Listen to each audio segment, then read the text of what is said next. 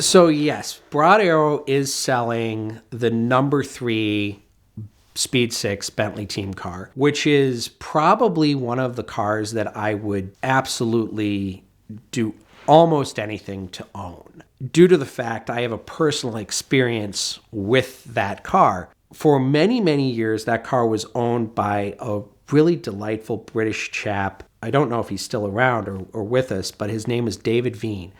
And David bought that car on the Bentley tour of South Africa in 1995. It was one of the first big international tours to go through South Africa after the apartheid regime was changed and Mandela took office.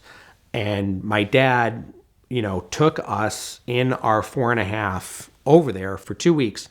And we drove 3,000 miles through South Africa. We'd driven the cars out to the scenic overlook to kind of, watch the sunset and everything else.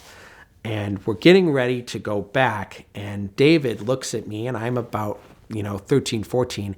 And he said, "Greg, your dad tells me I need to give you a ride." And I look at that car and I'm like, yes, I definitely want a ride. And so David unbuttons the tonneau. I get in the back seat of this thing, and he had been driving it because even then that car was worth a fair amount of money. And he had been driving it reasonably well. He'd been moving along, but he wasn't driving it very spiritedly most of the time on the road. But David evidently decided that I needed a proper experience. So we take off, going down through this gravel road that, winds through the South African countryside. And David is giving this car stick. He is using it the way it should be used. He is power sliding around every corner in 4-wheel drifts. And I'm sitting in the back, the biggest grin probably of my life. I remember I was sitting in the middle of the car watching the dashboard gauges and just watching the RPM gauge move as he's, double declutching and sliding it and just having a heck of a time. And probably one of the most enjoyable rides of my life in, a very, very significant car. So whenever I see that car today, I'm kind of like, oh yeah, I know exactly what that car can do, and I would love to drive it. It is a private sale. The estimate of, it's basically if you can afford to write the check, you can talk to them kind of deal. But it was unveiled at Retromobile. They had secured the consignment of the car. And, it is truly one of probably the greatest examples of a 1920s endurance race car. The only one that is basically superior to it is the number 2 car, which isn't going to be for sale probably for a very, very long time. The number 2 car is owned by a private collector. The Revs car is interesting because it is the only Speed 6 that was ordered to semi-Le Mans spec. And it was actually ordered by a Miss Bummer Scott, who is a very interesting lady and actually a racing driver in her own right. She ordered that car from new because her husband was one of the Bentley boys. But she was actually better than her husband. In my estimation, that car is worth 15 to 20 million and probably will find a new caretaker at that level. That car only ran Le Mans in 1930 and ran the Brooklands Double 12 in 1930.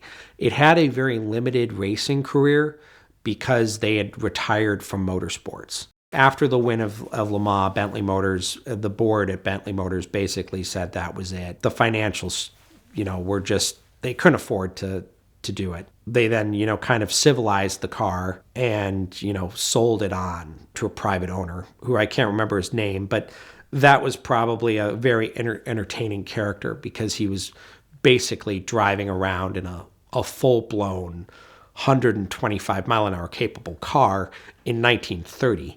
My dad's story with Bentley starts when he's about 8 years old. And that's when his aunt brought over a boyfriend for inspection by his mother, her older sister. This gentleman was driving a 1928 4.5-liter Bentley. The guy looked at my dad and said, "Do you want to go for a ride?" And my dad went for a ride, and he said, "I'm going to own one." Fast forward to 1984, I'm 2 years old. He wants a car. He's told his friends that he wants a car, and he gets a call from a Bentley friend of his in California who says, "I found you a car. It's a project, bad news. Good news, it's coming out of a divorce, so it's cheap." So my dad at the time owned a 280 SL Mercedes, and he traded it straight up for a very tatty, dilapidated 4.5 Bentley. Gets it home, gets it into the garage, completely takes it apart.